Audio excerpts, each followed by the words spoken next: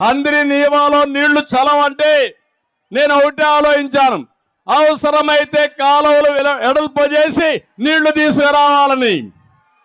అంతేకాదు కృష్ణా జలాల్లో నీళ్లు లేవంటే ఏదైతే పట్టిసీమ ప్రాజెక్టు పూర్తి చేసి ఆ నీళ్లు కృష్ణా డెల్టాకి ఇచ్చి 120 టీఎంసీ నీళ్లు పొదుపు చేసి శ్రీశైలం ద్వారా అందరి నియమ కాలువల్లో అనంతపురకు నీళ్లు ఇచ్చిన పార్టీ తెలుగుదేశం పార్టీ.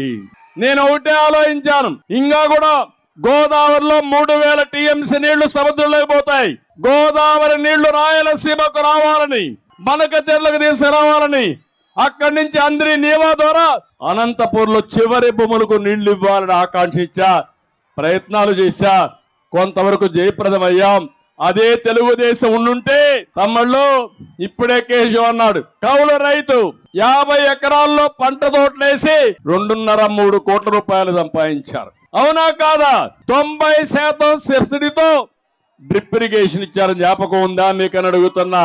నేను ఇచ్చాననుకుంటే చేతులు పైకెత్తండి, ఆ రోజు చేశామని.